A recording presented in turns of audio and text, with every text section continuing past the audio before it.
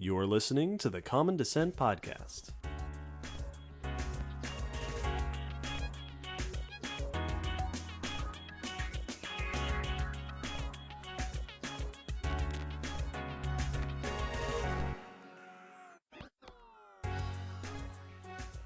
Hello, Will. Hello, David. Hello, listeners, and welcome to episode 57. No, 67. 67. 67 10 more than we previously thought. than I said. Yeah, from 10 seconds ago. Welcome to episode... Welcome. We're off to a great start. This is episode 67 of the Common Descent Podcast. Today, we are going to highlight, once again, a particular fossil site. Mm-hmm. But not just any particular fossil site.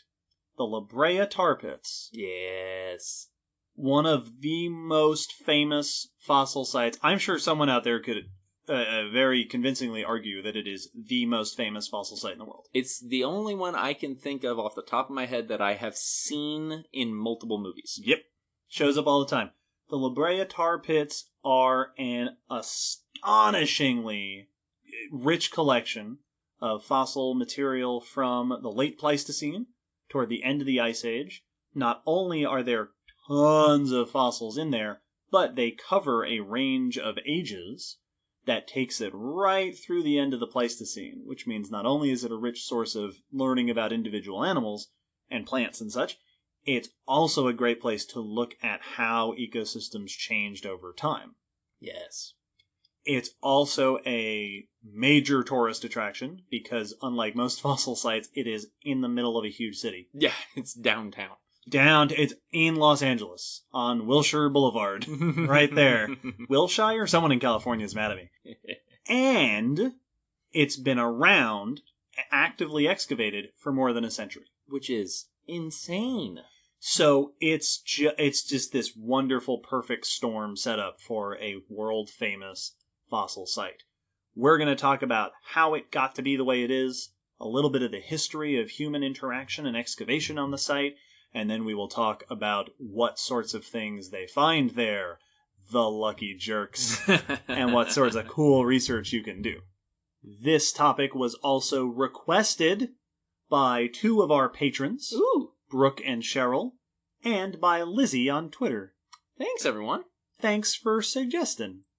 But before that, we have a few announcements. First and foremost, this episode will not be alone. Nope. Because we had the glorious opportunity earlier this summer to go to Southern California when we were at NAPC, and we got to sit down and chat with a bunch of the people from La Brea.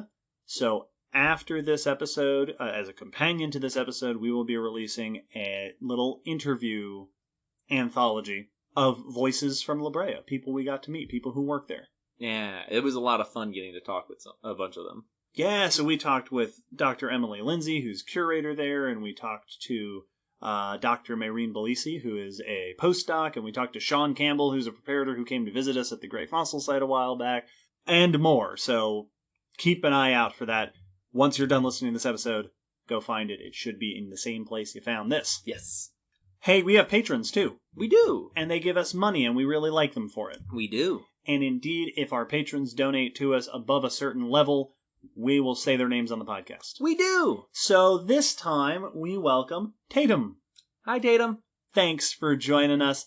Hey, if you're a patron, we put like bonus news up on Patreon, like extra audios, and we have like director's notes that we've been writing recently, and it's pretty cool. You should try it out. Yeah. Yeah, if you're not a patron, hey, maybe think about it. All that stuff's there. All that stuff's there. It helps us out quite a bit. At the end of this episode, we will answer another patron question. Yes. Because that's the thing our patrons can do.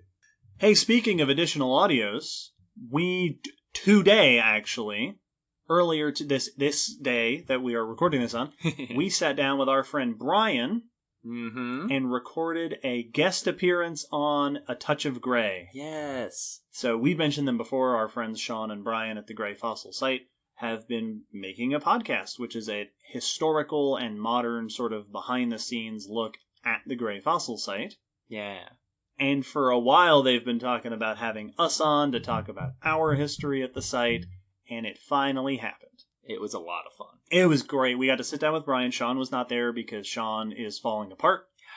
Swift recoveries. We hope, Deshaun. By the time this episode comes out, that episode with us on it of A Touch of Grey should be out. Yeah, should have just come out. So go to your local podcast place and search for A Touch of Grey. Gray. Yeah. What else we got coming up? Hey, Dragon Con's at the end of this month. It is. It's coming up quick. It is for the very last weekend, August into September. And we're going to be there like we were last year. Yes. So if you're going to be at Dragon Con, if you're going to be in the Atlanta area, come say hi. We are going to be on a number of panels. So we're not just going to be walking around, probably dressing up. We should figure that out. Yeah. But on some of the science track panels. And indeed, we can tell you which panels we're going to be on. Yeah. Now, this is tentative because the schedule's still being tweaked, so it's subject to change. Listen into episode 68 for adjustments. By then, hopefully we should know. I sure hope so. or if you're going, check the app, all that stuff. Yes. But as of right now, we are going to be on 2 panels together. Mm-hmm. Will, what panels are we going to be on? So we have the 2 that we'll be sharing, which is our paleontology hour. Heck yeah. Which we should be, again, cooperatively doing that with Trevor Valley. Yep, which will be fun. Yep, that's Saturday evening. Yep. And then we will be doing the Science versus Movies, Ooh. which is a discussion of how absolutely accurate all movie science is. Yeah, it'll be the opposite of our Silver Screen Yes. science. It'll be us having to justify. With a few tongues and cheeks. Yes, lots of tongues and lots of cheeks. And that will be on Sunday evening. Yes, and Trevor will hopefully be on that one as well. Yes. As well as at least a couple others people, 1 or 2. Yes, and you're on one without me. I am. I have a speculative evolution panel that I'll be working on with how we make monsters. And that's Sunday midday. So that is... We submitted the idea to do a speculative evolution panel, and if only one of us was going to get it, I'm glad it's you. I'm so excited for it. So there's a number of people that I have not gotten to meet yet. I'm excited to meet them. Yeah. And we'll talk about how we could evolve some of the creatures in our favorite fictions. And shortly after that, Sunday, early afternoon, I'm going to be on a panel called How Science Dates Things, which is going to be all about how we determine the age of things on our planet and in the universe. As of now, again, tentative, I'm listed on here, a couple other names, including Dr. Pamela Gay, which is like, that's so awesome. I'm not usually starstruck that's funny for people who know who Dr. Gay is. But that's pretty cool, because she's on Astronomy Cast, which is one of the podcasts that inspired this podcast to get started.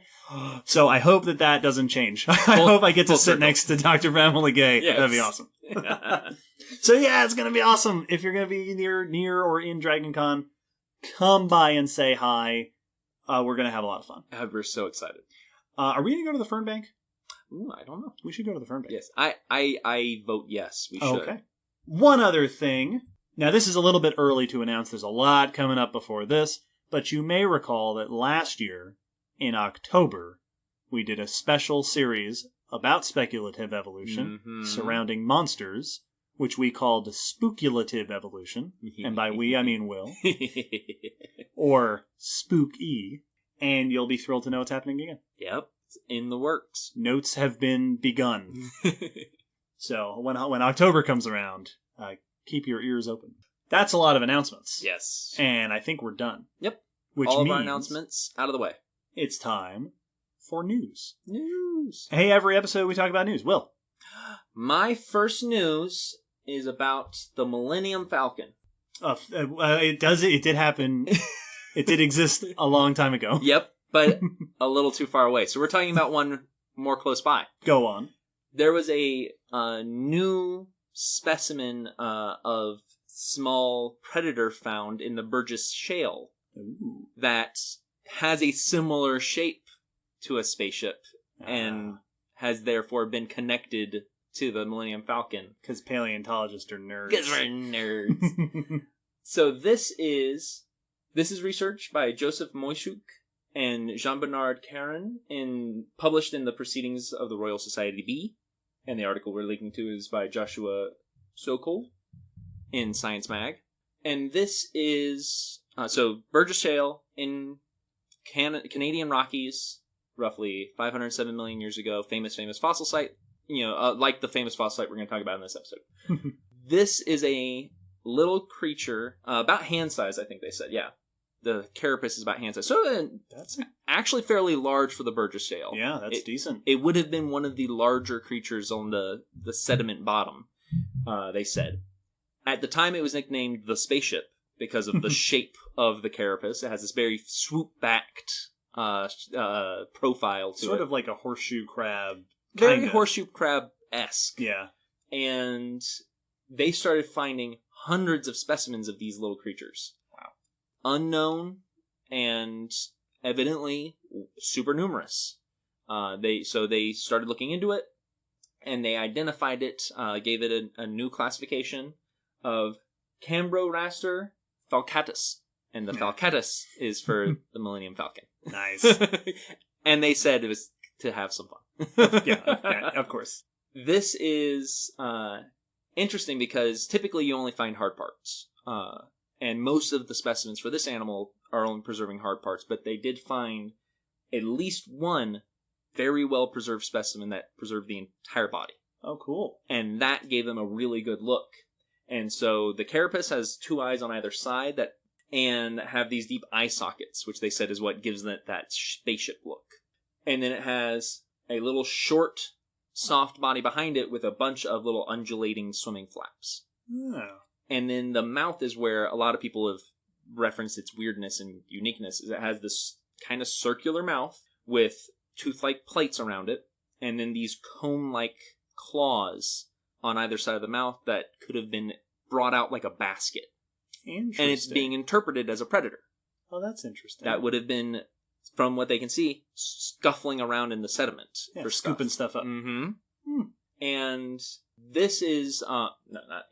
This has been placed in with the radiodonts, which includes the famous Anomalocaris, which was the giant predator of the time, the meter-long swimming predator. And so this would be a smaller cousin of that big predator, but still would have been one of the largest on the sediment floor. And the thing that makes it notable is it shows that there were multiple hunting techniques going on during this time. That predators were already using very diverse techniques. This one, scrounging through the sea floor, is notable for the radiodonts of how much diversity they had.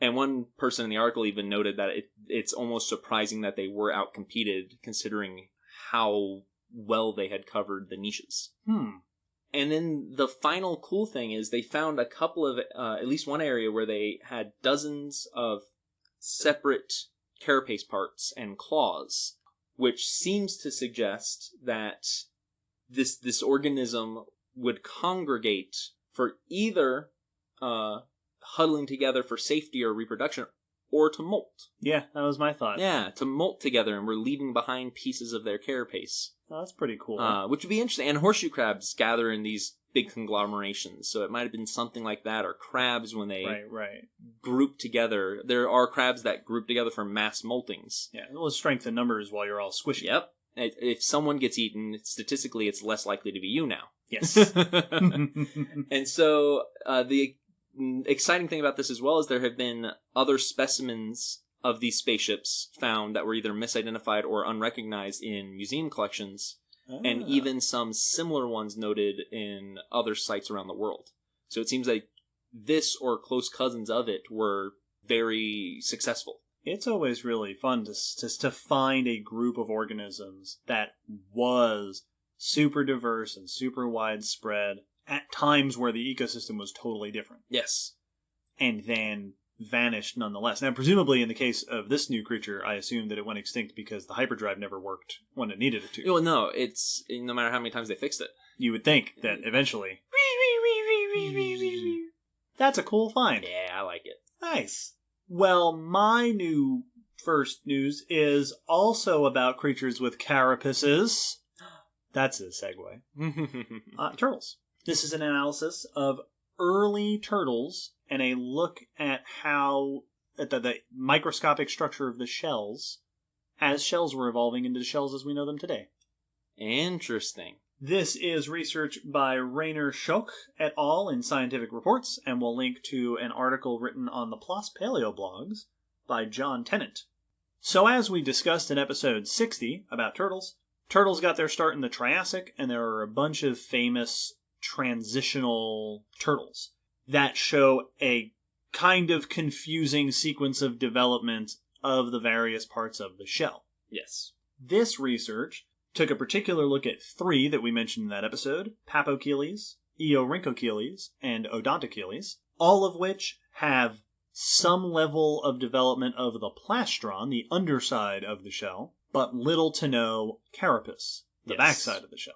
Odontocheles and Eorhynchocheles are both late Triassic China, and Papocheles comes from Middle Triassic of Germany. This study took a histological analysis, that is, they looked at the microstructure of the bones, of a handful of different elements, vertebrae, limb bones, ribs, of the turtles they could get their hands on, to compare. Odontocheles, for example, has a shell very much like modern turtles. There are certain features in the shell, like the article specifically mentions strain-resistant fibers. Ooh. This sort of unique growth pattern in the shell that is meant to resist stress. Yeah. And they found that Papocheles had a similar structure. Not necessarily the same, but a similar structure, whereas Odontocheles has it fully, or already very turtle-like. Okay. And this was in the ribs, which would eventually form the carapace, which suggests that even before the carapace was fully formed, we're already seeing stress and strain put on those ribs, which the authors suggest is probably from muscular ventilation of the lungs. Okay, yeah. As we discussed in episode 60, turtles don't breathe the same way most animals do, because their bodies are shaped weird. Because they're weird. There's also some suggestion that the ribs may have been starting to become interconnected in what they called a protocarapace, the beginnings of it. And then they used this analysis to explore the question, which again we discussed back in 60, of the origins of turtles. About time. Because again, it's like with snakes really, it's been suggested that they got their start in aquatic, but also in terrestrial ecosystems. They found that Papocheles, this early stem turtle cousin, has thickened bone, similar to what's seen in a lot of aquatic organisms, but a bunch of other features are not like aquatic organisms. They are boreal. They're climbing in trees. No, they were not climbing in trees. But they do have, their bone structure is not the same as what we see in modern aquatic turtles, according to this study. Okay. And they also pointed out that there's a bunch of other features of the body that don't seem to quite match up with an aquatic lifestyle. So they're suggesting that this turtle, at least this one, was probably not aquatic, maybe partially aquatic.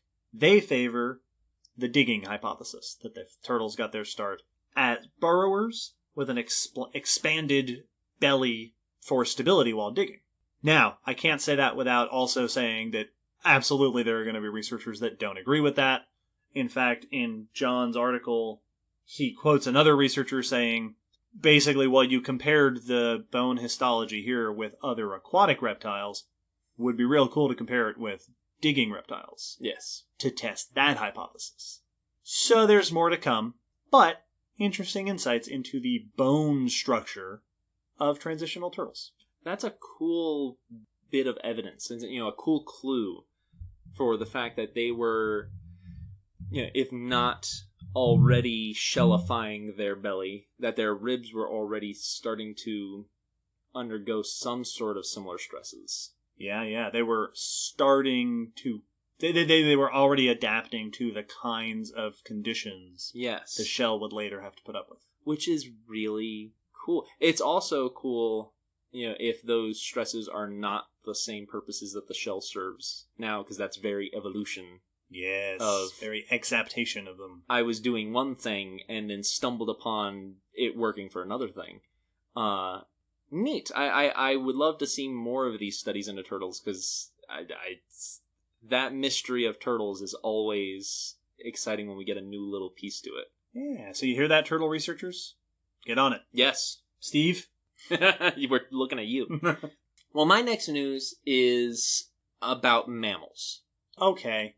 And early mammals. Okay. There's a specific bone that we mammals have in our jaw / back of throat area that's not unique to us, but our version of it is. And it's called the hyoid. Ooh, cool bone. Cool bone. Well, this news is about researchers that found a fairly modern-looking hyoid in a very early mammal ancestor. Oh. Which is cool. Research by Chungfu Zhou et al. In Science. And the article we're linking to is by Carolyn Gramling in Science News. This is a research on a little fossil ancestor to mammals that dates back about 165 million years ago to the Jurassic. Ooh. So this is Microcotodon gracilis. This is Microcotodon gracilis, which is a little shrew-sized mammaliform. Yeah. And now, so mammaliforms are ancestors to modern mammals. There are some who will group some of these within mammals, so it's not like a very clean-cut line. Evidently, there's some people who use mammaliform more often than others.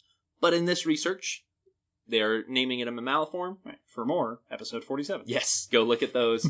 And meaning that it is close to mammals, but it's not quite what we would consider a true modern mammal.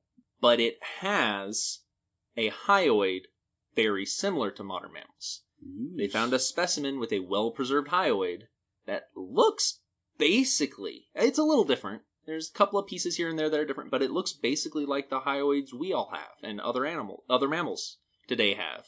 Which is notable because the mammalian hyoid is credited for a lot of things that make mammals unique and potentially very successful. One of them is it's where a bunch of our jaw muscles attach. So it gives us very good chewing ability. Many people have cited the type of hyoid we have, which is a very flexible hyoid. It's shaped, as they describe it, like a saddle. And it's able to bend and flex, which allows for certain chewing mechanics that are either more difficult or impossible in other animals. Because all vertebrates, from fish to mammals, have a hyoid, pretty much. But theirs are usually very rigid. So chewing is one thing. It allowed us to chew our food, which not a lot of other animals do. And it is credited with being one of the reasons we can suckle. Why we can drink milk and create that powerful suction. So if those features are to be credited with this flexible hyoid, and if gracilis here has this flexible hyoid, it suggests that some of these mammal features may have actually predated what we would consider modern mammals. Cool. And it gets even cooler because they said once they knew what to look for, and they started looking for it in other early mammals, they started finding similar hyoids all over the place. So evidently, being a modern mammal is not as unique or unique to just modern mammals. Right. As we had considered, which may mean we have to rewrite exactly what a mammal is versus a mammaliform is. Because if they were able to do a lot of that weird chewing and maybe even suckling, then that semi-rewrites that group. Always interesting to see, and we've discussed this in other episodes, that the features that define a group usually show up here and there, maybe multiple times, gradually over time, before they finally come together into the familiar organization that we know. Absolutely. And it's one of those curses of the fossil record that the more we learn, the hazier the lines get. Yeah, because in truth, there are no lines. No, the shrew thing did not give birth to a mammal. Yes. It was gradual acquisition of these features. And you would be hard-pressed, and people would and do argue over exactly where the line should be placed when you have full resolution. Yep. There is one difference here. The hyoid in gracilis is still attached to the stapes, which was one of our jaw bones, but is now one of our inner ear bones.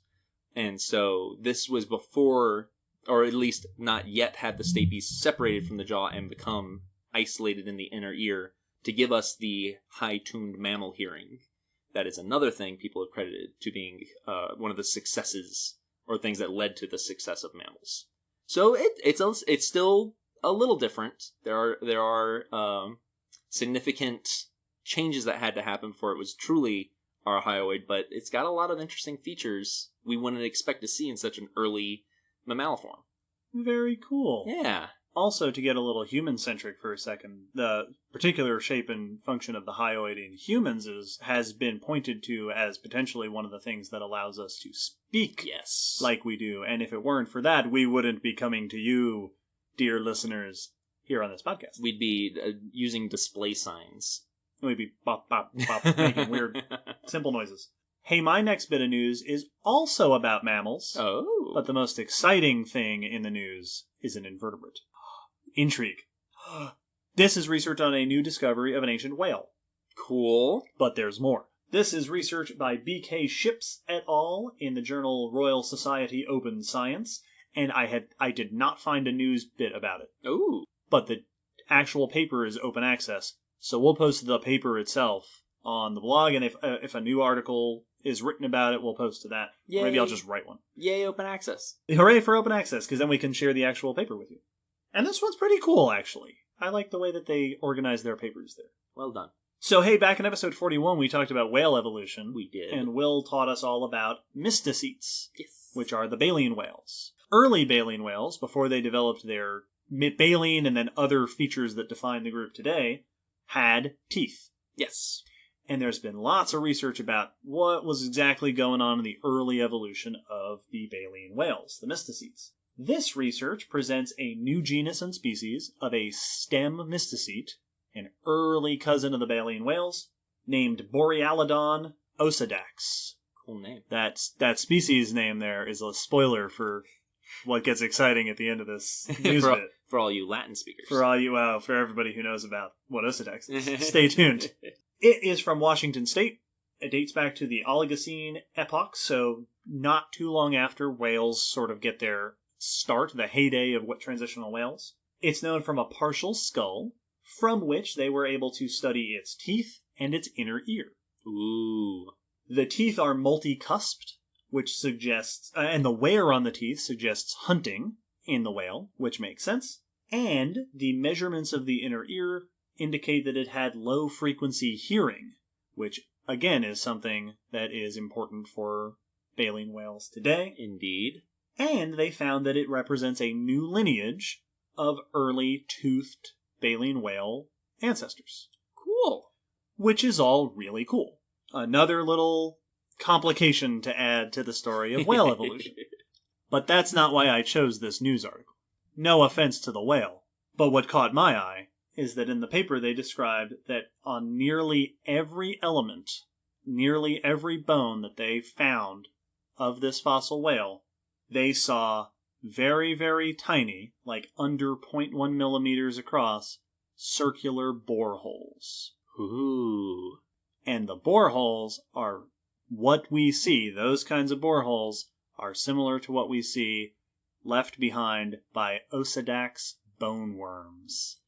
Nice. So if any of you are familiar with whale falls, which we must have talked about whale falls, yes, right? We have to have talked about whale falls. When whales die, they fall down to the bottom of the ocean and they become this smorgasbord of food and stuff. An oasis in the desert at the bottom of the sea. Whale falls go through a series of stages in the modern-day oceans, and the last stage, they are assaulted by armies of bone worms. And the worms drill into the bone and break it down. Yeah. That's how they make their living.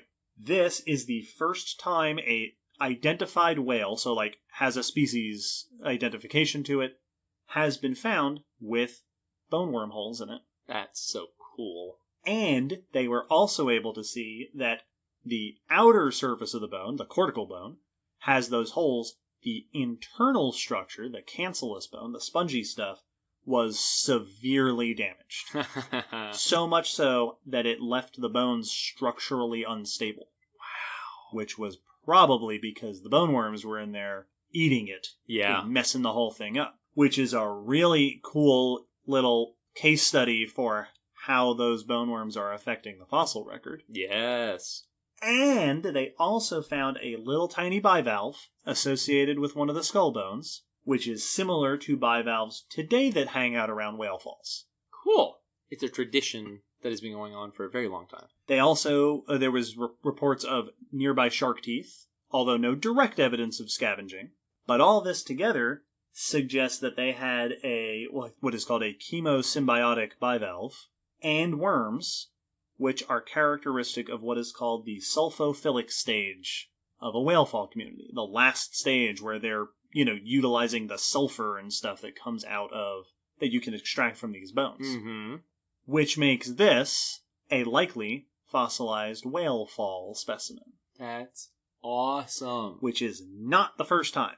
Yes. There are lots of fossil whales out there that look like they were involved in, that they went through the stages of a classic whale fall community. Mm-hmm. And what's fascinating to me is hearing, we can track how whale falls have changed over time through the fossil record. My favorite example of this, and I don't remember if I've mentioned this before, I probably have, there is a report, at least a couple reports, of Mesozoic marine reptile falls. Yes. And the evidence suggests they did not go through all the same stages, because those bone worms hadn't evolved yet. That's awesome. It's so cool. Whale falls are awesome just by themselves. Yeah. If any of you have not seen a documentary that covers a whale fall, please go look it up on YouTube, because it's amazing. But the fact that we can actually, track the progression of how the modern whale fall has evolved is really neat. It's just so cool. It's a very specific little micro ecosystem. Yeah, and ephemeral, occasional, disperse micro it shows up every now and then. Mm-hmm. And then they're just there. I'm pretty sure those bone worms, at least some of the animals in whale falls, are not seen anywhere else. Yeah. They are somewhere across the ocean, and they just disperse until they find a whale. Well, and it's a situation where just going by the numbers of whales, numbers of whales a few decades ago, maybe. Yeah. But the numbers of whales that are in the ocean, there's probably a whale fall going on at all times somewhere. Well, and they last for a long time. So, yeah. But they are not centrally located. There's no way to be like, oh, this is the right environment for... Nope. Did the whale die here? Because that's the only right environment. Yep. It could be anywhere. Presumably, you have a lot of little bone worm babies, Mm-hmm. and you shoot them out in all directions and hope. Yep. And that's so cool. It's something that's been going on since whales have been out there, but it's these just momentary blips on the radar of when they show up, and that's awesome. Well, speaking of amazing things, you know what's a real cool fossil site that I got to visit recently? What? The Brea Tar Pits. Yeah. Stay tuned.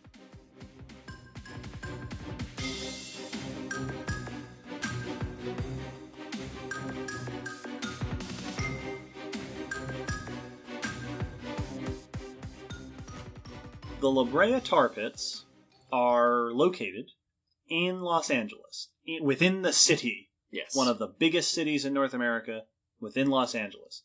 They are super famous. They are known, as we've mentioned, as the Brea Tar Pits, but we're going to talk about that because what they're finding these fossils in is not really tar and they're not really pits. Stay tuned for that. But first, let's go back. Let's take a journey through geologic time.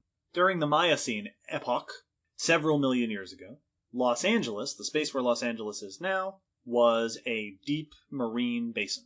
Yes. Covered in water deep enough to create, presumably, oxygen-poor conditions down at the bottom. Yes. And when you have deep marine basins like that, you tend to accumulate microorganisms on the sea floor. Mm-hmm. So all your plankton, your diatoms, your foram, all that kind of stuff that's floating around falls down to the seafloor and accumulates in mud in layers and layers, which creates very organic-rich sediments, very carbon-rich layers down below. As time went on and the nearby mountains eroded sediment into the basin, those organic-rich sediments became covered up over time. Ultimately, the water would eventually disappear, Mm-hmm. and compressed by all that overlying sediment, that accumulation of carbon-rich remains became a natural reservoir of oil and natural gas. Yep. Specifically, the one we're going to be talking about is the Salt Lake oil field, which is oil sands interbedded with shales and sandstones from different depositional periods. Okay. Today, all that is buried deep underground. Deep under all the rock layers that have been placed down on top of it, which means that all that natural carbonaceous stuff, all that oil and gas, is under pressure. Lots of overlying pressure. So if you get cracks and fissures in the earth, like if you're in a part of the world that has earthquakes all the time, even if I've been there for like 3 weeks total and never felt one. Yeah, California's holding out on me. They say. Yeah, who believes those people? If a crack or fissure or fault or combination of them manages to connect this reservoir to the surface, the oil and natural gas will begin to rise. Yeah. To seep. They are called seeps. So you get this oil moving upward, and if it reaches the surface, it comes out, and it spreads across the ground. The more unstable materials, the more unstable substances within the oil evaporate away, and what you're left with is this viscous, sticky, slow-moving black substance, more accurately called asphalt. Yes.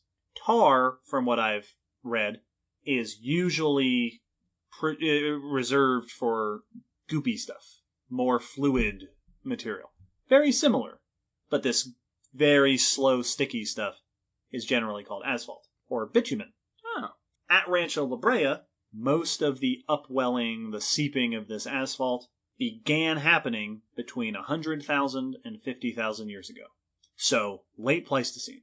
Long after, millions of years after those layers were deposited, they are coming up to the surface. Nice.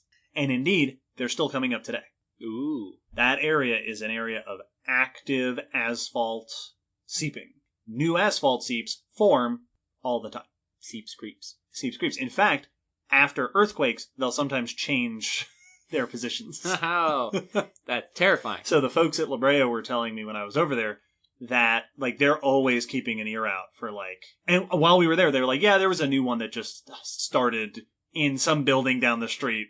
Oh, like, God. Yeah, no, this is a place where asphalt's just coming out of the ground. Yeah. And it has been for over 50,000 years. Now, before we continue, I want to address the term tar pits. The classic image of a tar pit is basically like quicksand. Yeah.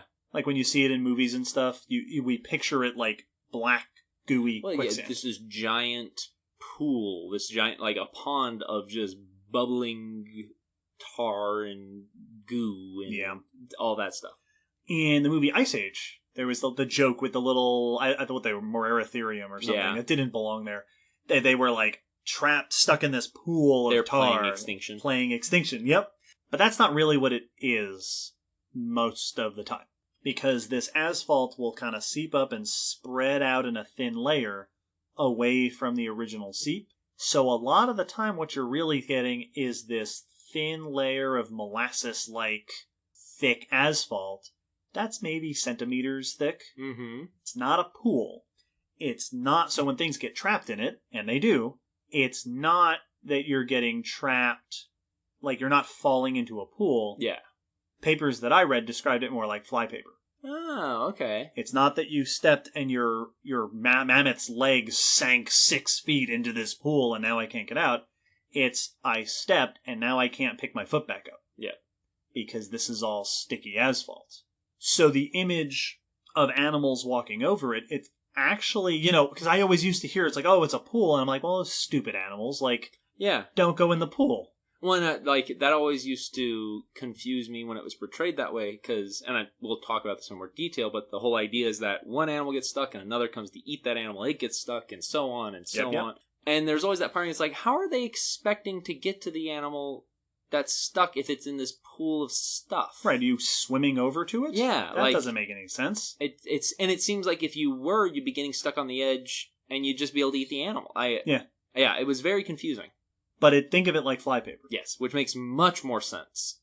An animal, so this, when it's active, late Ice Age, so a mammoth, a ground sloth, a horse, a tapir, walks out onto it, and especially because dirt and sediment and leaves and stuff are going to be falling on this, it's just going to look like the ground sometimes. Yeah, just maybe a little weird. They step on it, they're stuck, and then they just can't move and they starve. Mm-hmm. And they die. And now other things are going to come in. So like you just said, La Brea is famously, the fossil accumulation is evidence of a predator trap. Which is such a cool term. So the fossils that are accumulated there, right, these layers of asphalt would have built up over thousands of years, just like most things that are deposited. It's not a pool that hardened, it's layer after layer of seeping asphalt. It accumulates fossils by trapping animals in it. And from little bugs that land in it and can't get out to mammoths that you stepped in it. And yes, I'm very strong, but I'm also like 6 tons and now I'm not moving. And the other danger of flypaper is struggling. Yes. You know, if anyone's ever tried to walk through really goopy mud, if you step in one and you try to pull your foot out by pressing down with the other foot, your other foot goes down. And all you're doing now is sinking further into the mud. If you go to pull that foot out by pushing with another foot, now 2 feet are stuck. Yep. And all it takes is one little trip for now an elbow to be stuck down. And then you're done. You have no leverage. And as we will discuss a bit later, La Brea has an overabundance of predator fossils. Because like you said, a thing gets stuck, is struggling in the goop, or dies and is sitting there. And it just looks like it's dead on the ground. And now predator, a wolf, a cat comes along and goes, oh look, a dead thing.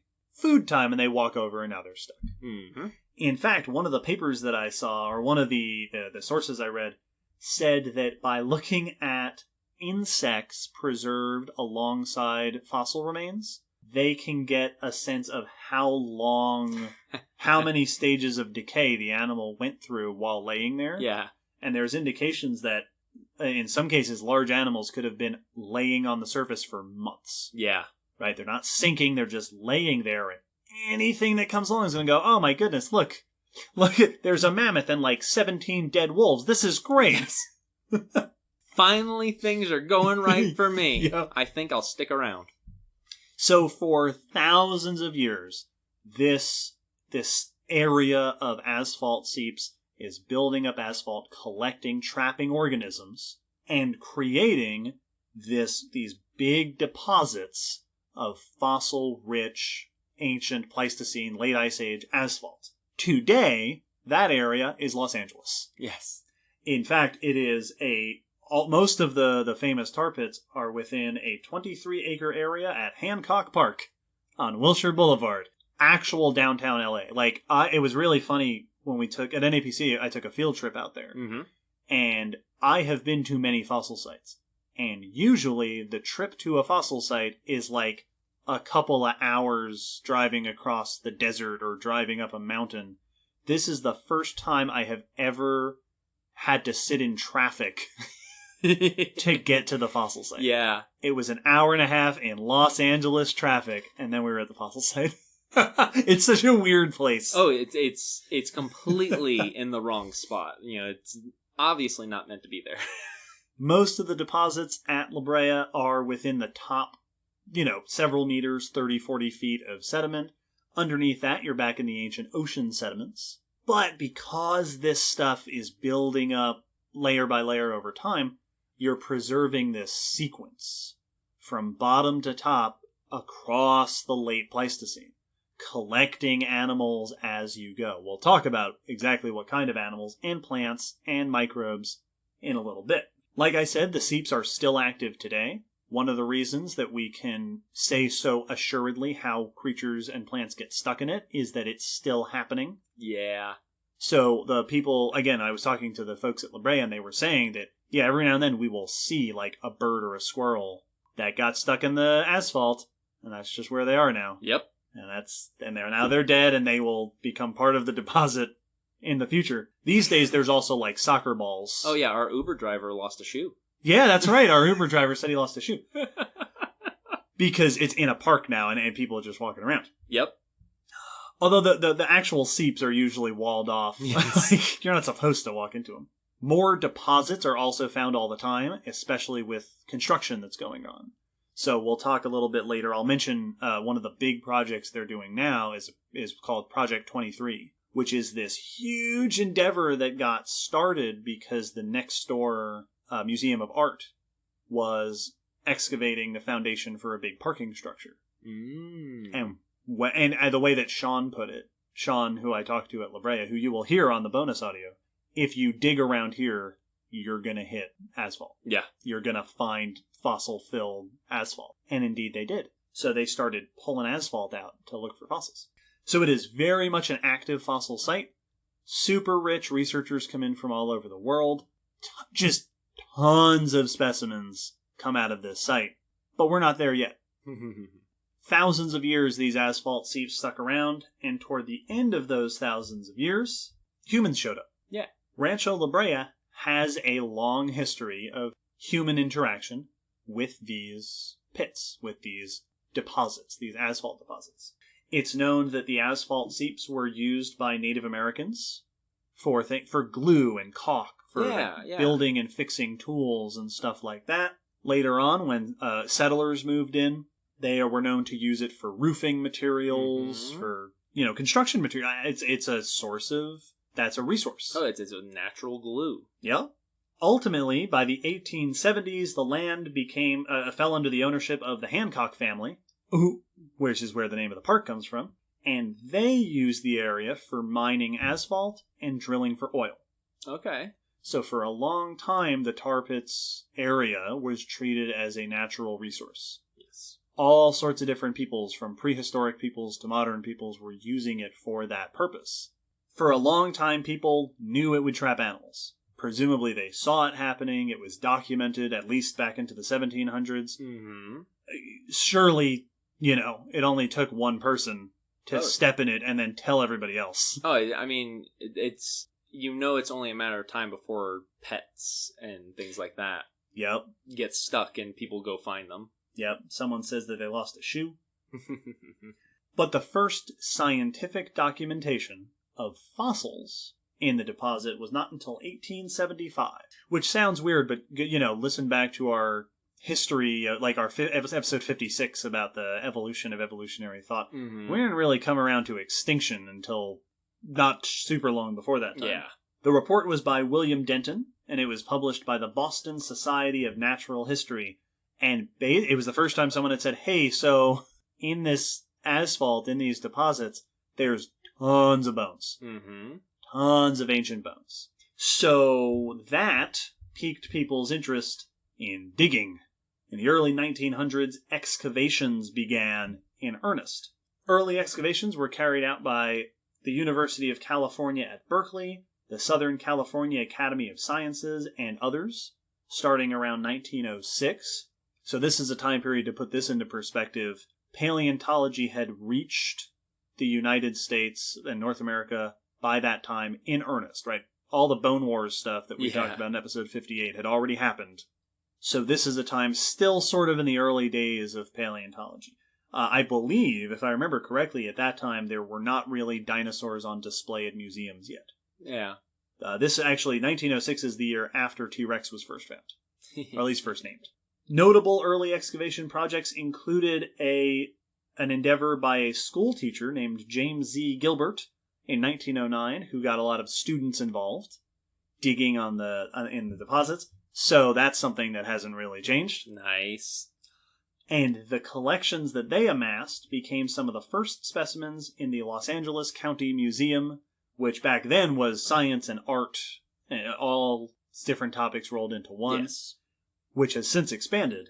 The museum opened in 1913, and they started launching their own excavations, including, very famously, excavations right off the bat in 96 different quarries of asphalt deposits, which they called pits.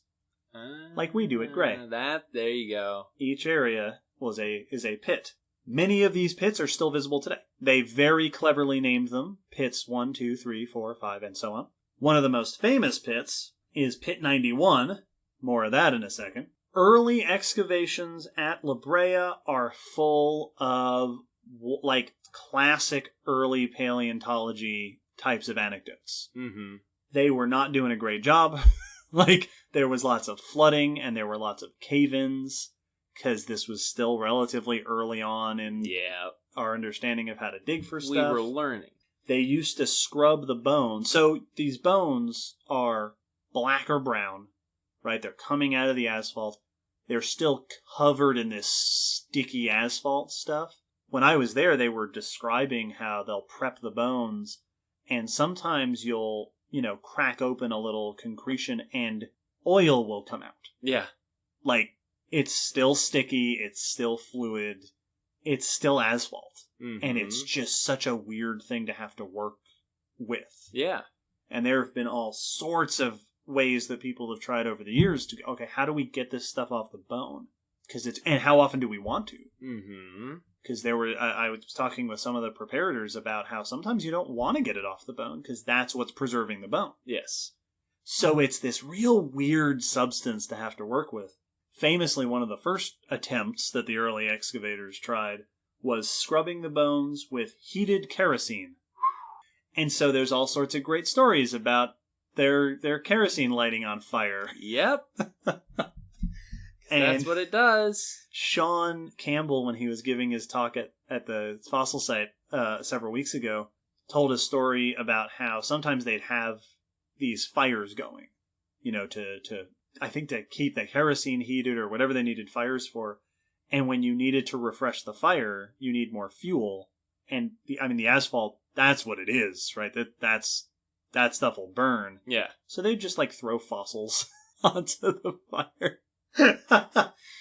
Ow. So it wasn't a great time. But they did find tons of stuff.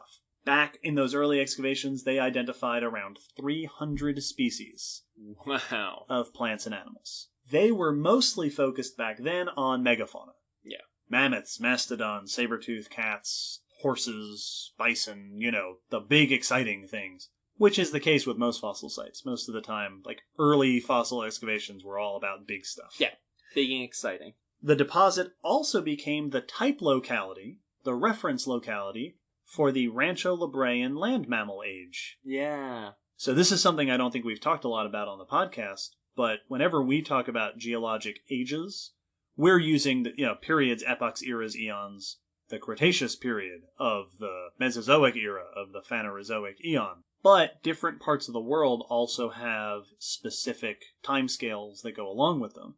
Here in North America, we have NALMAs, North American Land Mammal Ages, which are based on what mammals were present at different times. So the Gray Fossil Site, for example, is it hovers around the end of what's called the Hempelian land mammal age. So oftentimes in the literature, people are talking about the Hempelian land mammal age, even more so than Miocene, Pliocene. Because they're specifically working or referencing just that little section. So yes. Zooming out is actually less useful.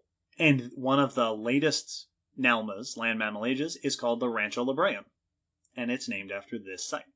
Which is cool. That's fun. Early research was performed by now famous names like Chester Stock, which is a name that shows up a whole bunch if you start looking into La Brea research. Hildegard Howard was a pioneer paleoornithologist.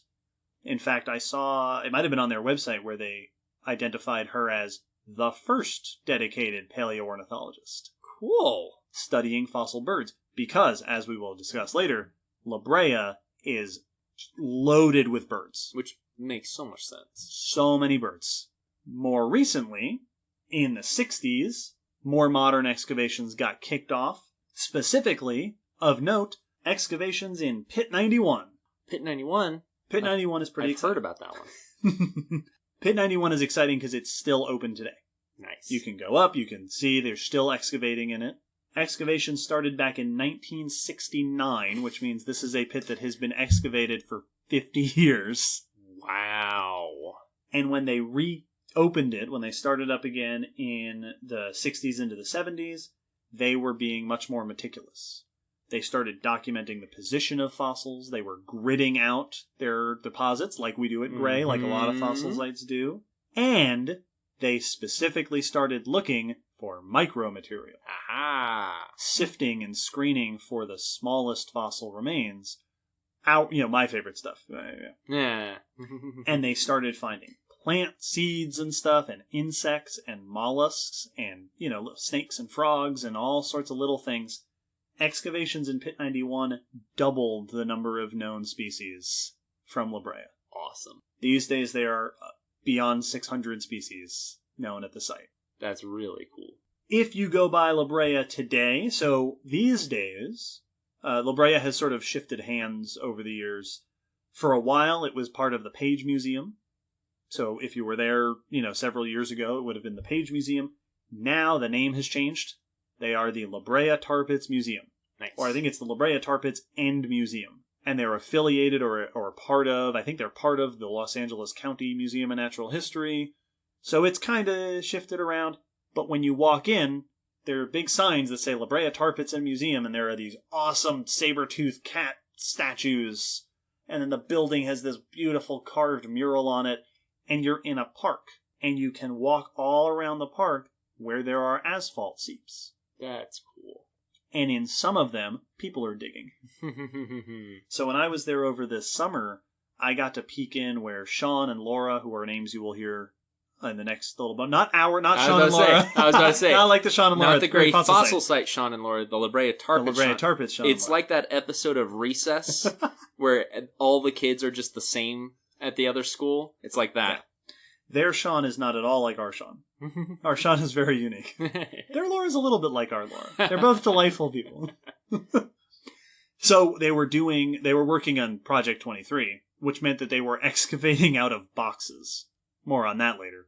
But you walk in and it's on you look through this gate and there's people sitting in this pit of dark, goopy asphalt digging, and you can see the bones on the surface, all black and bone-shaped. And then behind you, there's like kids running around, kicking soccer balls and climbing on the giant ground sloth statues. Nah. It's such a weird place. It's really cool. That's so cool. It's really cool. Hancock Park, the land was deeded by the Hancock family to the museum back in the 1920s.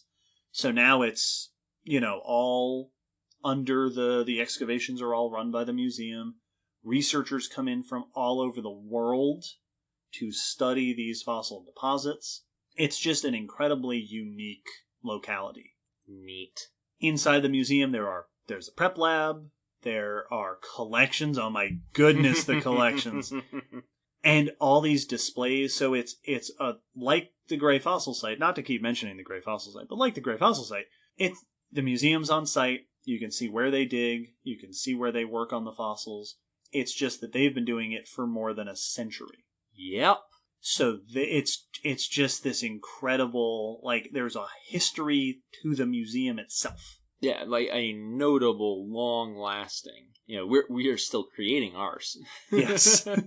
And being so rich, being the source of so many famous finds, being in the center of Los Angeles, it's become very, very famous. Yes. So like you said, it's shown up in movies. Oh, yes. Usually badly. Oh, yeah. No, I think the first time I ever learned about the La Brea Tar Pits was in, shout out if anyone knows it, Denver the Dancing Dinosaur. I don't even know that one. Yeah, it's a weird animated movie, but I loved it, where Denver's egg is found at the La Brea Tar Pits. Yeah, so, dinosaur egg. Of course, dinosaurs. And it hatches because the asphalt had protected it, and it had stayed viable. So yeah, not a great representation, but still, I remember that it was La Brea Tar Pits. The first movie that always comes to my mind is Volcano. Yep, Volcano. With Tommy Lee Jones, where they have lava coming out of the tar pits. Yeah. I do like the way they show it initially starting, because it's supposed to be heating up the tar pits, and one of the mammoth sculptures sinks further into the site. There is a display there with this lake that is humans put this lake here. Like the city put this lake as part of the park, and there's this sculpture of this elephant trapped in the lake and sinking while its mate and child look on forlornly. Because thanks. Which really does just contribute to this image. No, that was something I was going to bring up when we were talking earlier, is, that initial image is so ubiquitous, but yet there are sculptures that show exactly what is always described. Yeah, I think they're taking them down. Yeah. I think there's plans to remove those and maybe put up better stuff. I'm sure people are upset. Oh, I'm sure. Absolutely. Well, but it's cool because when you find the actual seeps, there are, you can watch them bubble. Yeah. I think the lake has bubbles, too. and I don't remember if that's because there's actual, like, seeps underneath the lake. So, yeah, but no, like, it's active. Yeah. So it's just such a geologically it's fascinating, historically it's fascinating, paleontologically it's fascinating. Just a cool place. Yes. But the best part about it is what they find there. Yeah. Which we will discuss after the break.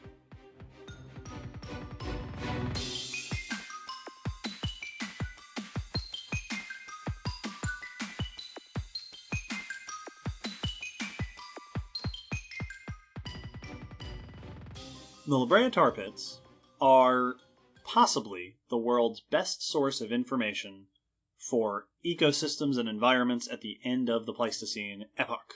Most of the deposits at La Brea range from 10,000 years at the youngest to around 40 or 50,000 years at the oldest. There might be some that are a bit older, there might be some that are a bit younger, but most of it's falling in that 10 to 40 range. Which is a pretty tight little range. It is, but very informative. Yes. Because not only does it stretch across the end of the Pleistocene, it covers the last glacial maximum and the time periods before and after the last full extent of the Wisconsin glaciation. Nice. It also covers the end Pleistocene megafaunal extinctions, That's which handy. we discussed in episode 25. So it's this wonderful sequence where you can look across the end of the Pleistocene. As the climate shifted, as environments shifted, as extinction happened, it's real handy. Yeah. The plants of Rancho La Brea track a changing environment in the nearby area, so there are plants associated with a handful of different modern ecosystems, including, for you biome nuts, sagebrush scrub, riparian woodland, which is to say, woodland that grows alongside streams, chaparral vegetation, and mixed evergreen redwood forest. Cool. So a handful of different environments, all pretty much similar to what we see there today. Yes. And there's been a lot of comparisons to what is there today. So around, there was a note that I saw that was like 30 to 40,000 years ago. The climate and environment was pretty similar to what you would see today in California, 300 miles north. Okay, yeah. That makes sense. The plants also indicate the climate in the past, suggesting, at least oftentimes, that it was similar to today, a little wetter, a little cooler, which again, Ice Age. Yep. There's evidence for greater seasonality at some times in the past, so where you'd get rainfall, basically you had a wet and dry season more intensely than you would see in the modern day world. So California did get rain at one point. It did. It used to get rain, but only in the winters. All right. At least mostly in the winters. And it's all rained out. Yeah. All the California clouds are empty now. It went strong too soon. But, of course, we're tracking this. It gets warm, it gets cool, it gets warm. And so you're seeing all this fascinating environmental change. But mostly similar to today.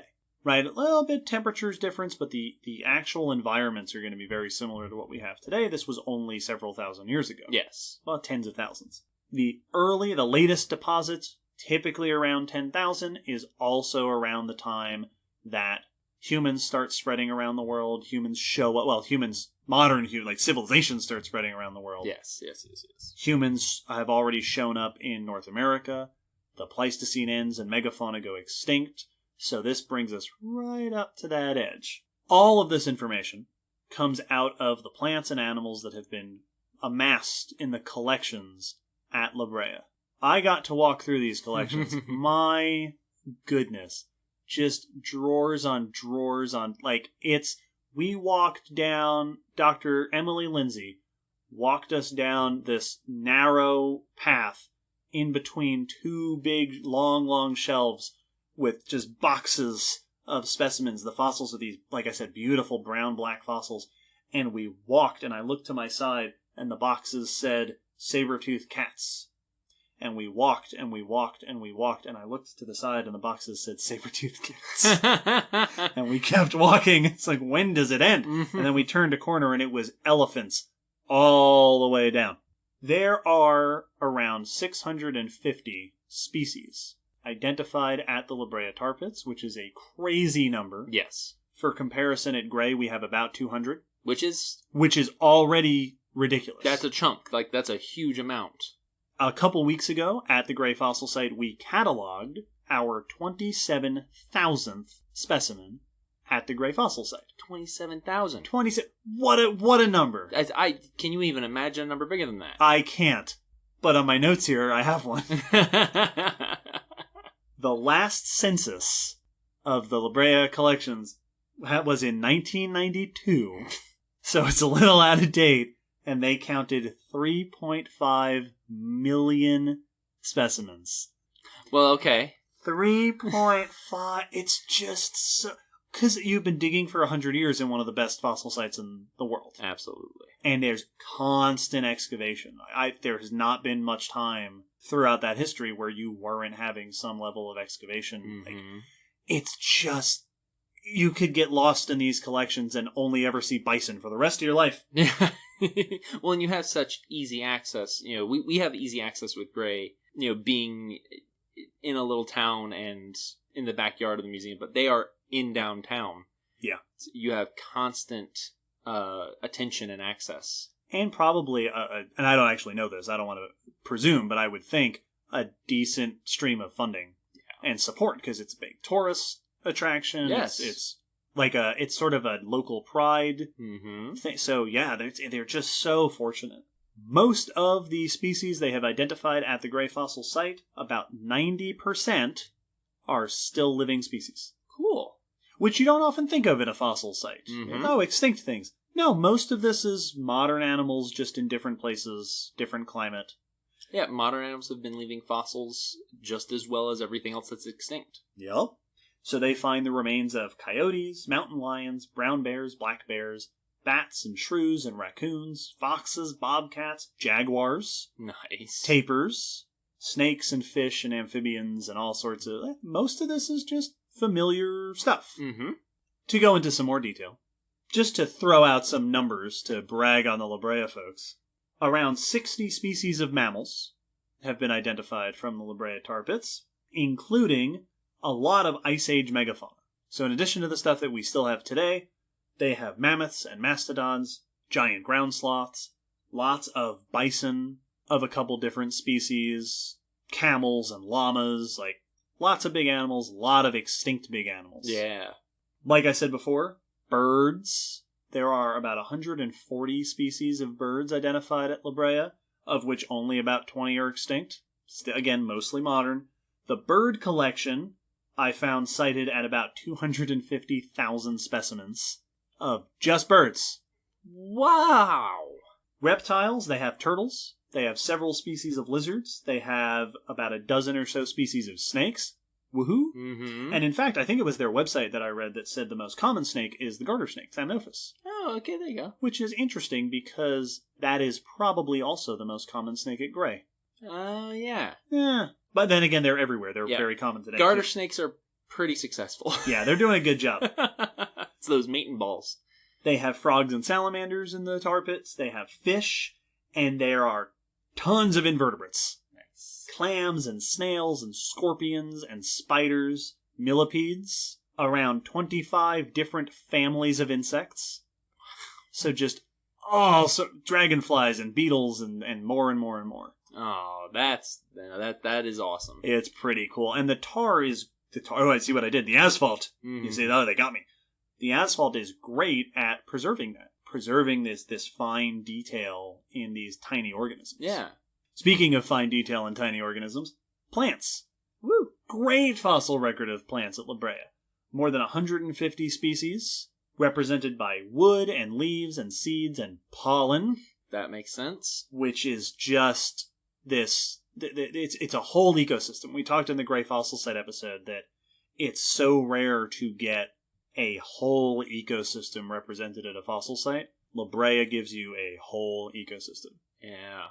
And it's just... And they all died horribly tragic deaths. I have long said that the best paleontology is yielded from past tragedy. Yeah. The more tragic, the better the paleontology. Like at Gray... And I keep comparing Gray to La Brea, and I want to make a point. Yes. Because for a long time, I was always like... I felt a little guilty. Yeah.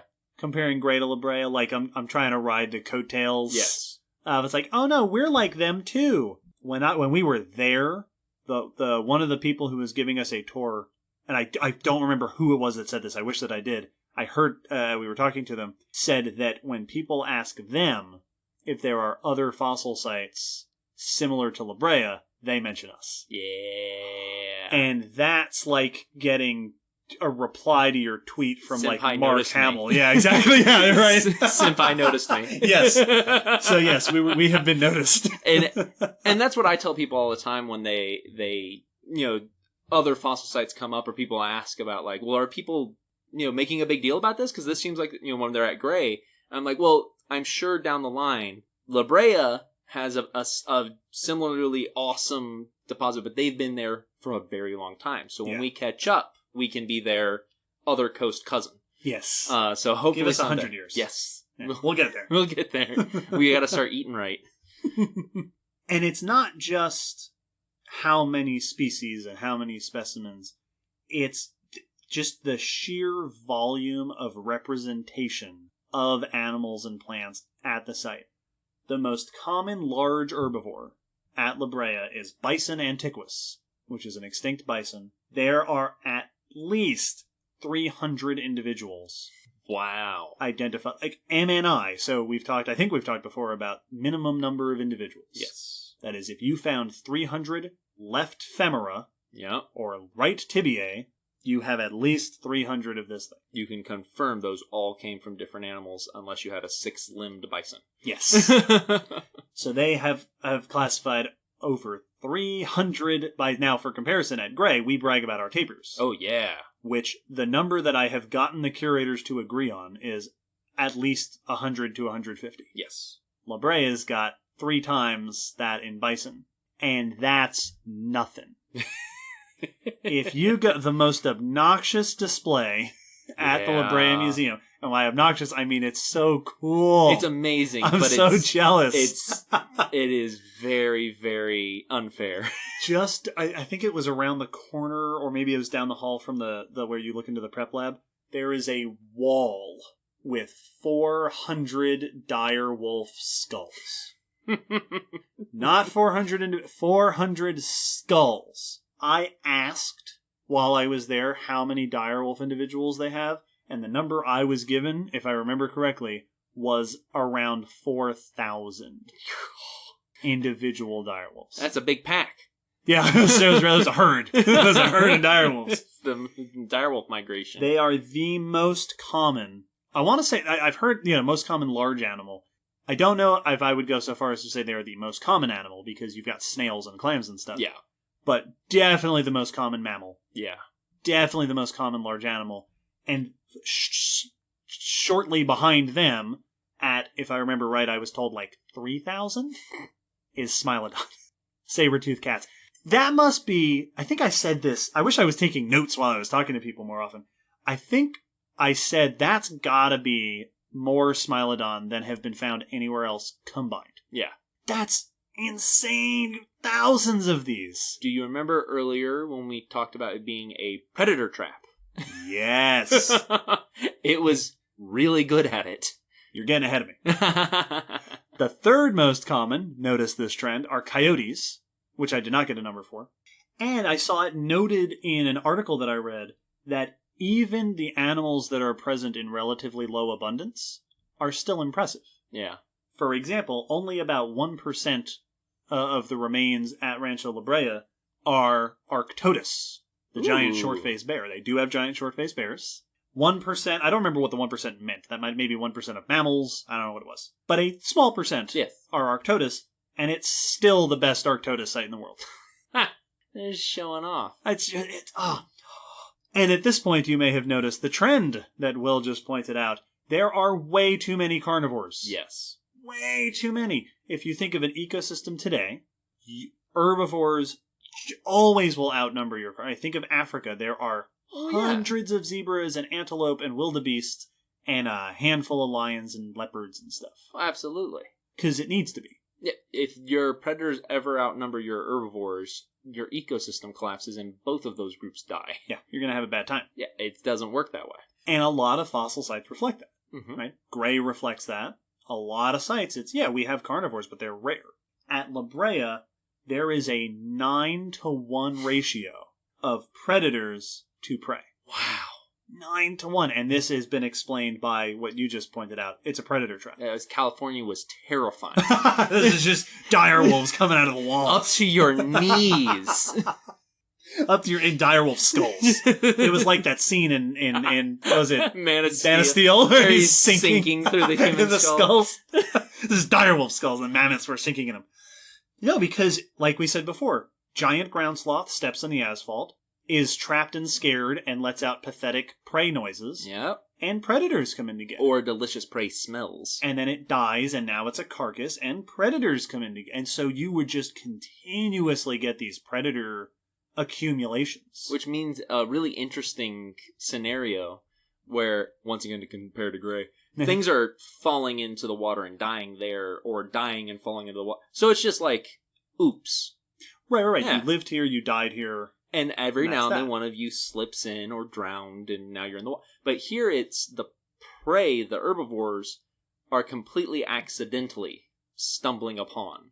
Yes. It is there was no reason for them to be there other than they happened to be walking that way that day and got stuck. The predators are being literally drawn there. Yes, like a dark, viscous anglerfish. Yes. The asphalt seeps lure the they're literally luring the carnivores. It's trapping its own bait. Yeah. And then trapping. And the thing that's really crazy is for every predator that gets stuck, that's another piece of bait. Yes. Because predators aren't going to turn their nose up at another another carcass. Meat is meat. And you're getting tons of insects. Yep. Swarming around these bodies. And insect doesn't know that if it lands, that's it. Nope. And plants, like any leaf that lands on there is now stuck. And it's just this incredible sight. It's very rare that you get sights that were the cause of your animal's death. Yes. Which is such a weird, unique trait. It's weird that, and I read this, it described this way, the sediment that preserved the fossils was also the collecting agent. Yeah. The thing that preserved the fossils also got captured the specimens. Like the only other version of that is going to be like amber and things like that other viscous oozy things. Yep. And it's like you're excavating through the blob. Yes. It's just a big gelatinous cube. Yes. And you're just digging through it. And that's so cool. Because in so many other, that's one of the common questions about a lot of fossil sites is, well, then why were these animals here? Right. And it's actually really hard to explain in sites where it was just an ecosystem. Yeah. That, nothing happened. They just, this was the accumulation of things that happened to die nearby. It's that circle of life we all learned about in Lion King. Things die. Yep. Every now and then they got fossilized, and there was just a bunch of them living here, so a lot of them fossilized. Yep. Here, there's a very clear answer. Why are all these here? Because this place murdered them. Yeah, this place was terrible. And they rolled poorly on their perception check. Yeah. And their DM was mean. Yeah. And they're playing 3. And Yeah. It is a very unique way to have to look at your fossils too, because it means you are definitely not getting the same kind of view. Oh no, heavily biased. Exactly. Like we talk about bias in the fossil record. This is as biased as you can imagine a site like this getting. Which there's so many unique things about the site that just make it stand out on top of its amazing collection. Here's one more. There is one human individual found. I was gonna ask. At La Brea. She was called La Brea Woman. She was, I think, young-ish, like 20s, 30s, if I remember right. Around 10,000 years ago. They found skull, pelvis, some limb elements, some ribs. Not a full skeleton. Just bits and pieces. Like most of even though it's trapping things, it's still partial and jumbled and broken stuff. Just like any fossil site.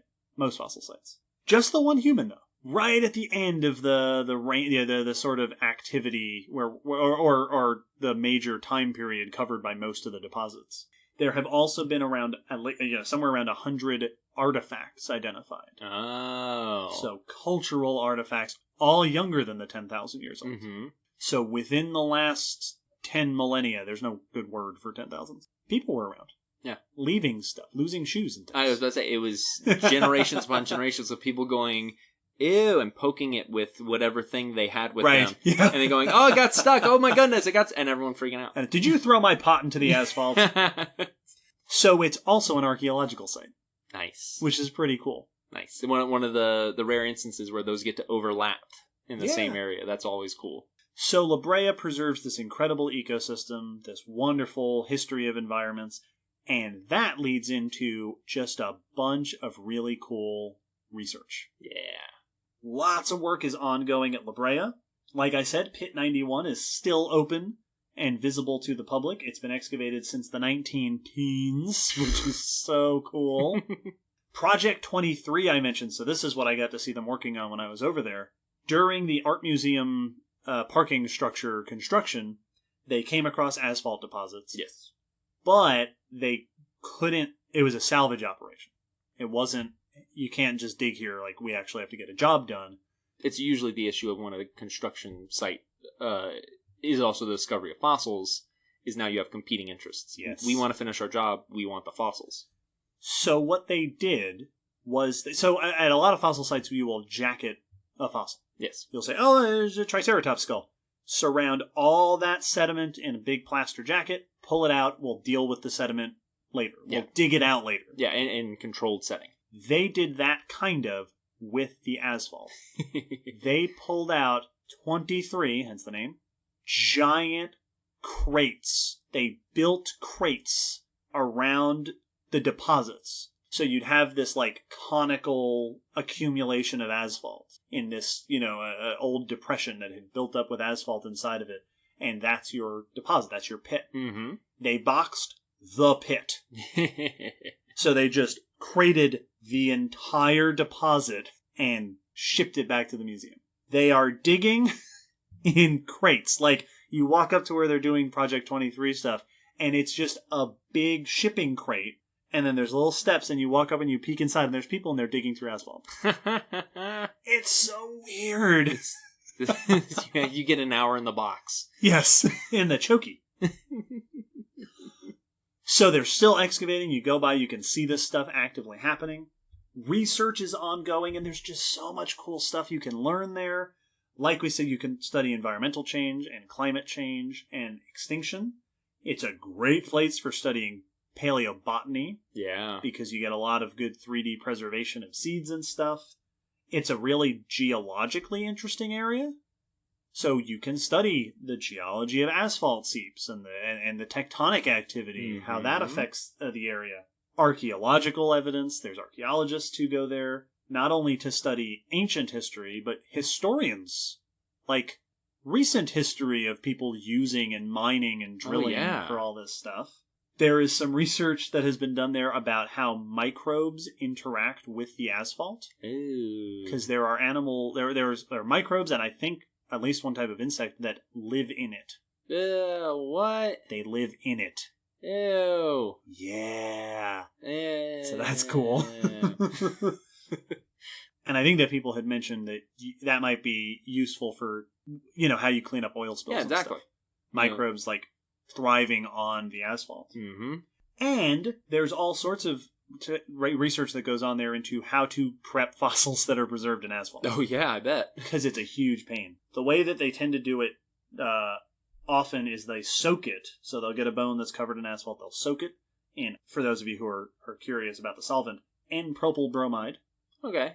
And then they use water and foam to just clean the clay and sand off and stuff. So they're trying to dissolve away to sort of break down the asphalt, and then they clean it, and it's gross. Yeah. It's nasty. It smells like tar and asphalt when you go in there. It's those oil-based things are resilient. Oh yeah. They're very tough to, just do away with. Some cool research that I came across, just some little notes that highlight the kind of things you can learn. A study by Campbell and Bachensky noted that owls are particularly abundant there.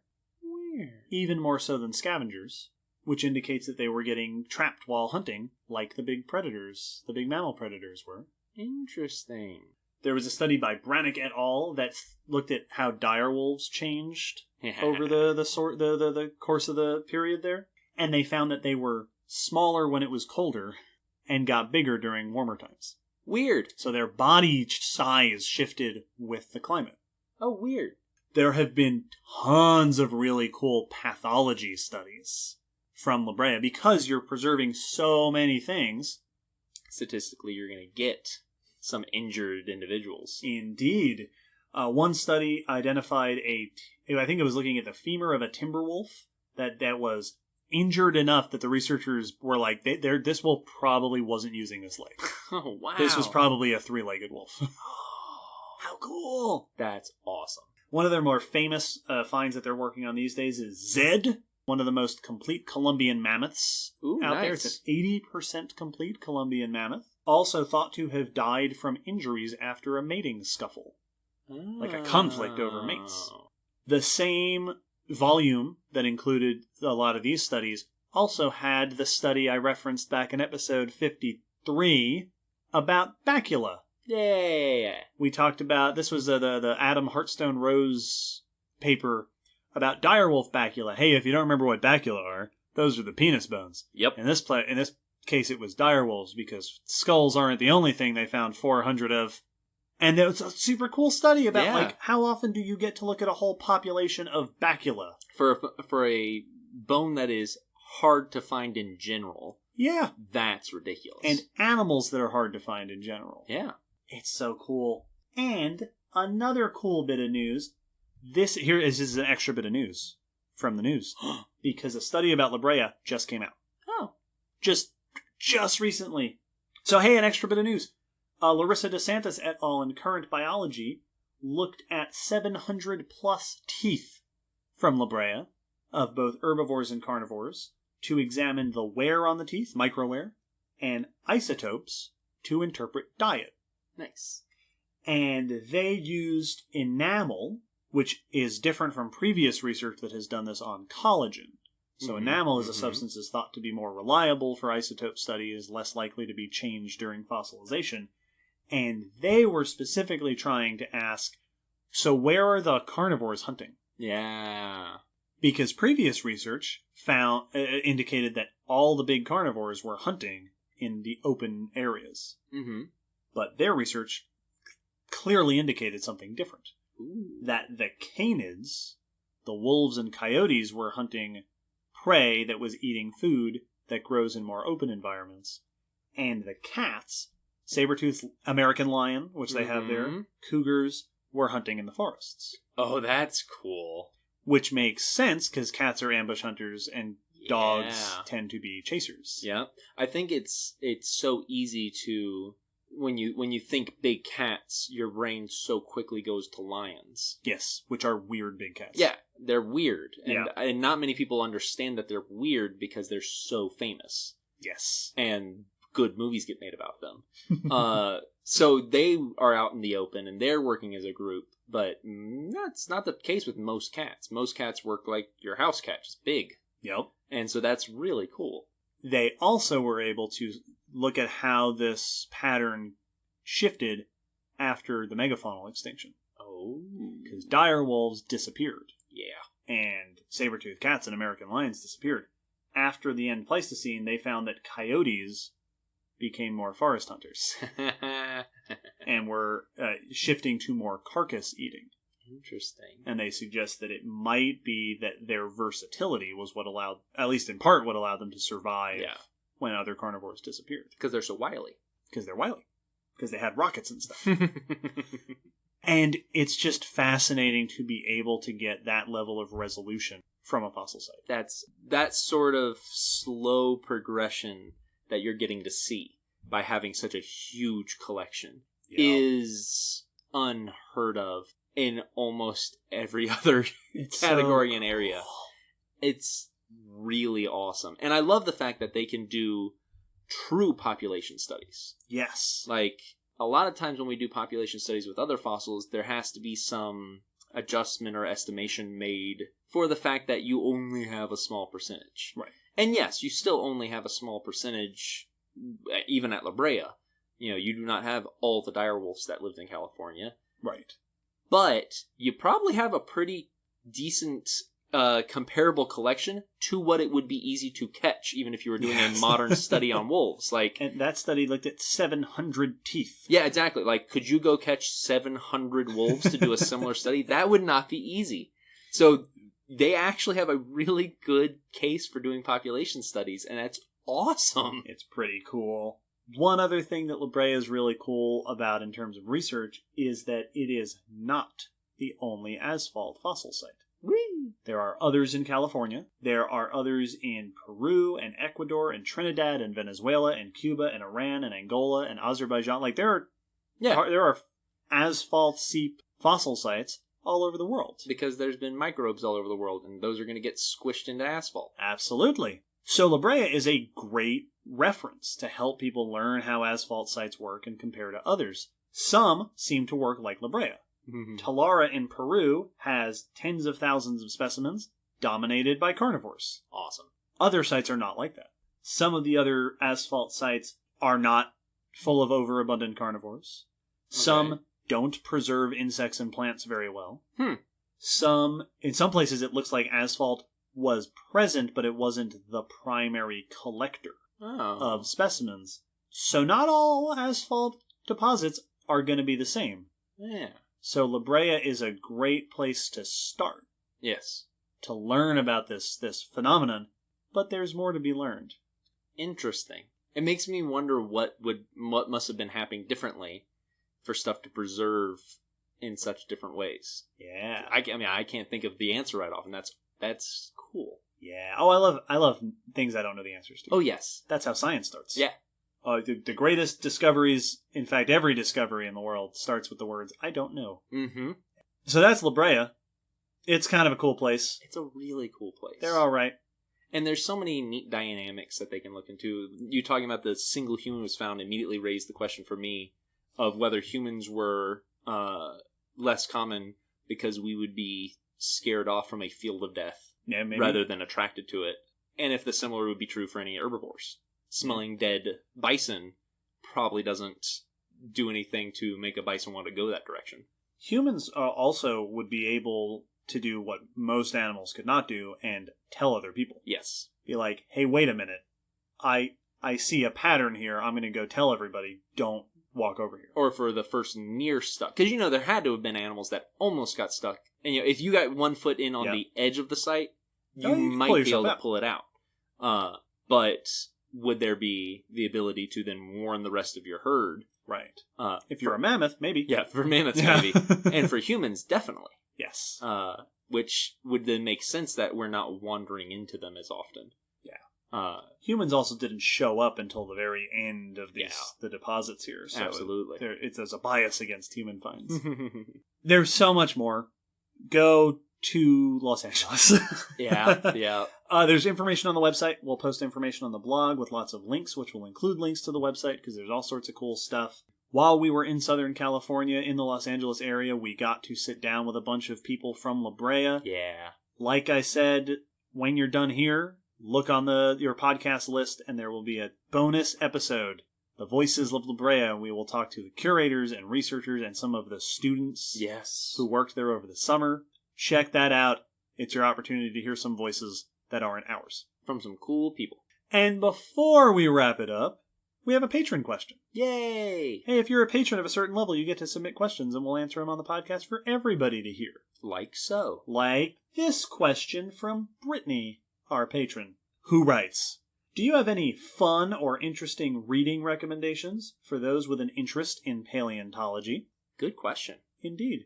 Will, do you have any fun or interesting reading recommendations? I have never had a huge collection of paleo books. I've never had a major library, but I do have some. It's still on my list to finish reading.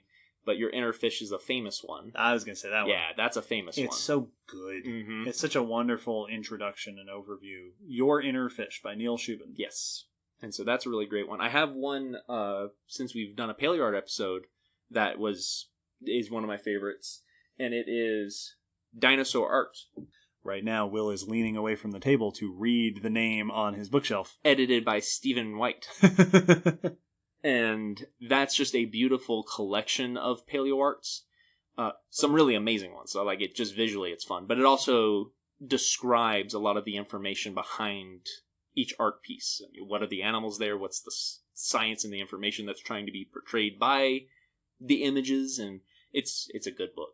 We've also mentioned All Yesterdays in the past. Speaking of paleo art, which is super fun. Oh yeah, that one's really, really cool. I also, for episode 55, I got to sit down and read through The Sixth Extinction.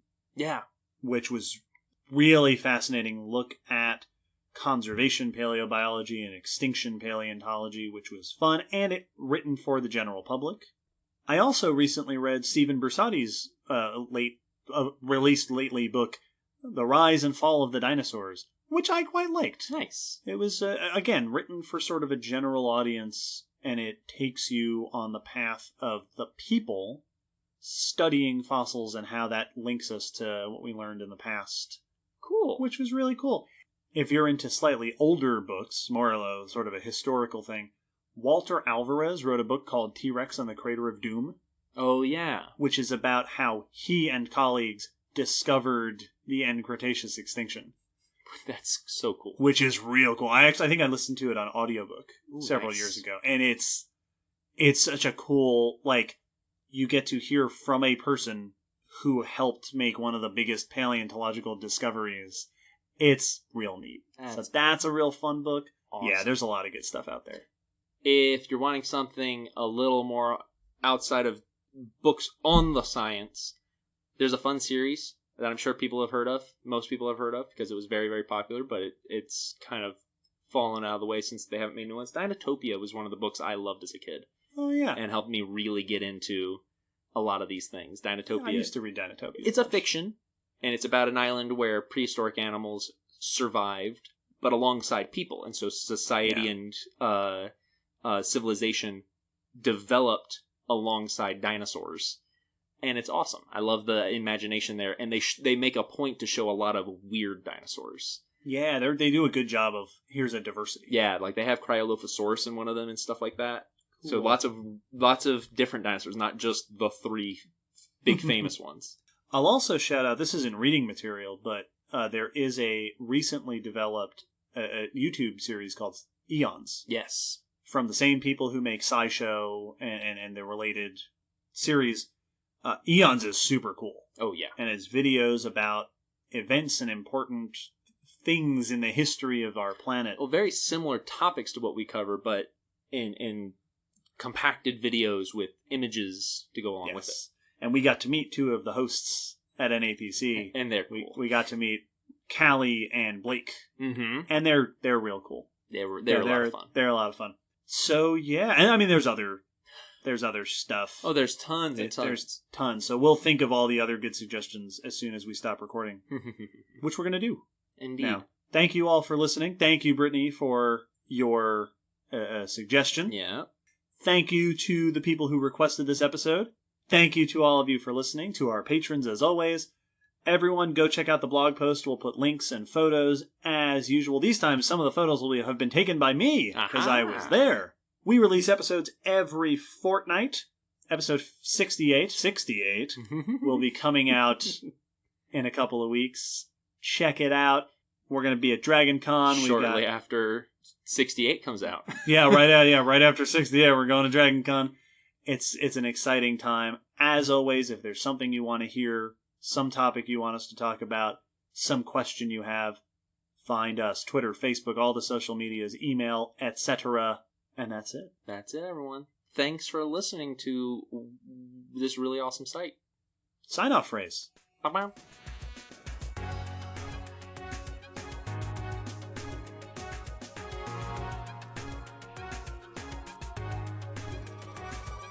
Thanks for listening to the Common Descent Podcast. You can follow us on Facebook, Twitter, YouTube, and check our WordPress blog for pictures and links after each episode. Huge thanks to our patrons whose support helps keep this podcast running and who get access to bonus goodies on Patreon. The song you're hearing is called On the Origin of Species by Protodome, which we found at ocremix.org. Thanks again for listening. We hope you'll join us next time.